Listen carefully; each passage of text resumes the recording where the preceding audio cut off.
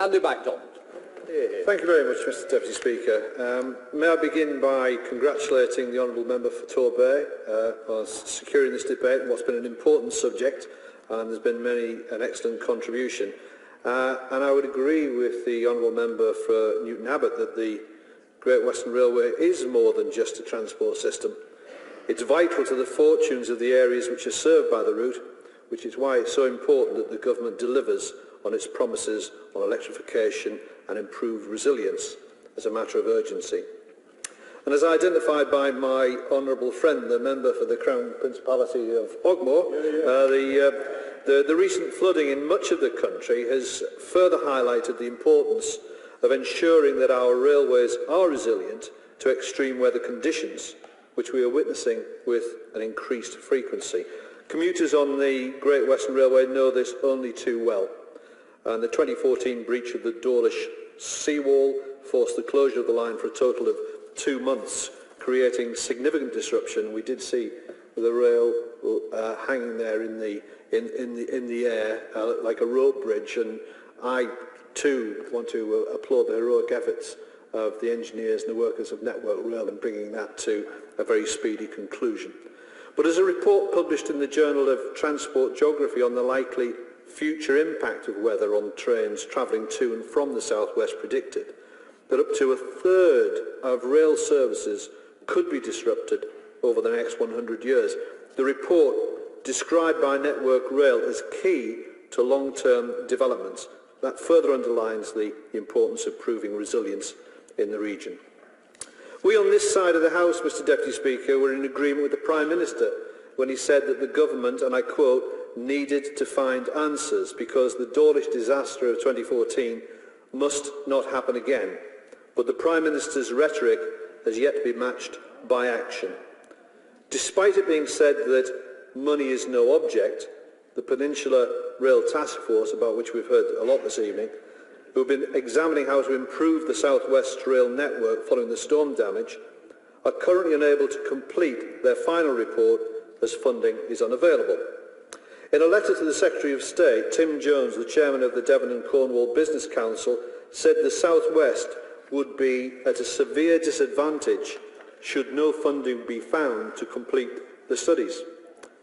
If we're to accept what the Prime Minister told the House when he said that money was no object, and that the Government are serious about making our railways resilient to extreme weather conditions, the Government must ensure that funding is available to complete the report.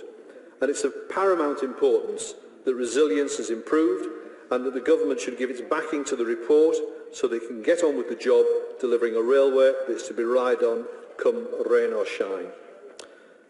A number of suggestions have been made for an additional route to Dawlish, including by my right honourable friend, the member for Exeter, who's not in his place. Oh, you are? You're here. I do beg his pardon. And Labour in the South West, including Tudor Evans, the leader of Plymouth City Council. However, the Prime Minister appeared to prejudge any fair assessment of the options when he backed a new Oakhampton railway route as the most resilient alternative to the vulnerable Dawlish route, saying that the UK was a wealthy country that should be making long-term investments in rail, and the Oakhampton line was worth a long, hard look. And I'm just asking whether the Minister will guarantee today that all options for an additional route in the South West would be assessed on a fair basis, and will she reassure the House that both the funding the Prime Minister promised be made available and no decision that has yet been taken on the route that an avoiding line would take. So far, the Government's track record on delivering the Great Western Main Line is a poor one. Electrification will be delivered late and will cost substantially more than initially estimated.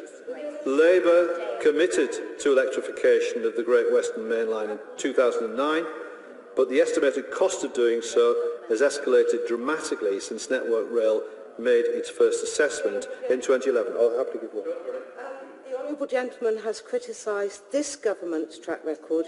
Would he like to enlighten the House on his own government's or former government's track record on investing in the Great Western Rail Line?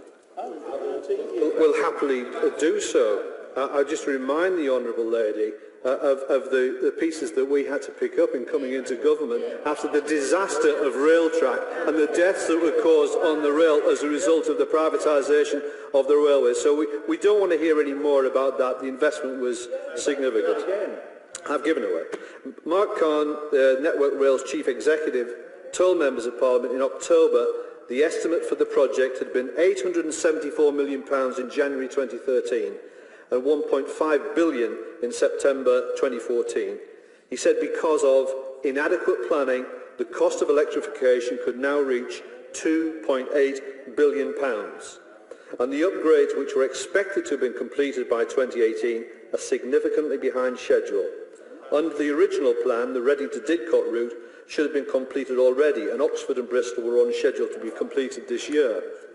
Didcot is now expected to be 2 years late in 2017, and Newbury and Oxford 3 years late in 2018 and 2019 respectively.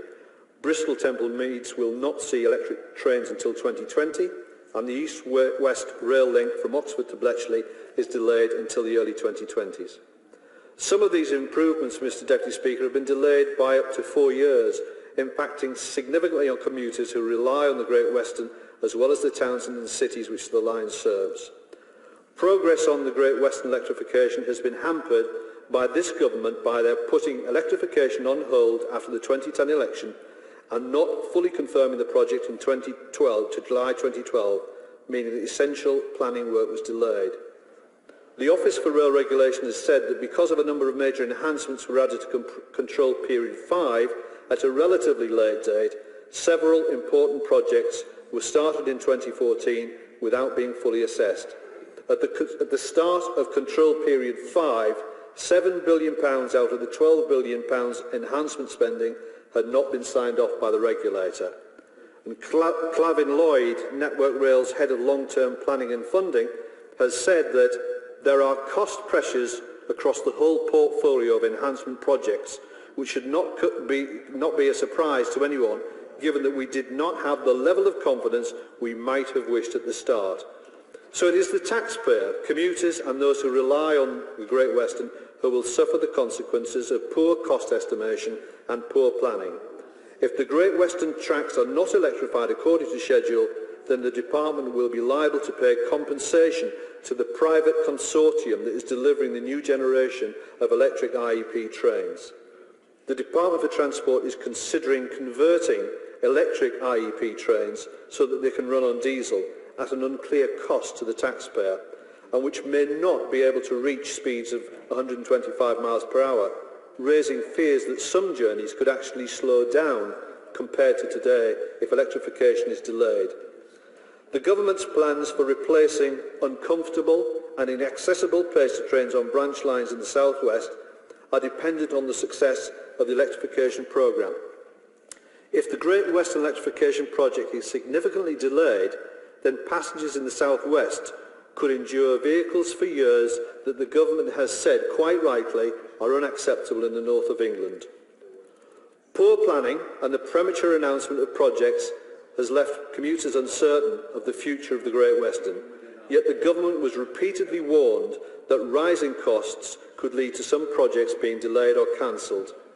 Labour first raised problems with the Great Western Mainline electrification programme in May 2014, just weeks into the start of the investment period, challenging the government to explain which electrification projects will be delayed or cancelled as a consequence of rising costs.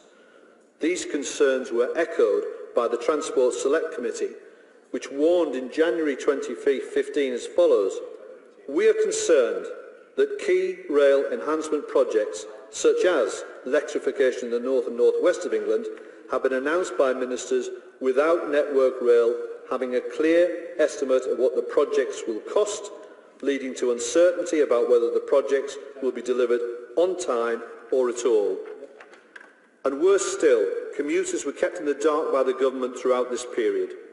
The Chief Executive of Network Rail confirmed, in mid-March 2015, Network Rail informed the Department for Transport that decisions may need to be made in the coming months about the deferral of certain schemes. Yet ministers in the department are still refusing to say whether they were informed of these plans to defer major schemes before the election. Mr Deputy Speaker, it is now clear that the agreed work could never have been delivered within the agreed budget and time frame. Yet Network Rail, the Department for Transport and the regulator, the Office for Rail and Road, signed up to the plans anyway, resulting in a great deal of unnecessary uncertainty and confusion. It is passengers and the public who pay the price for such failures, and serious questions must be asked of the government and how such a shambles was allowed to take place on their watch.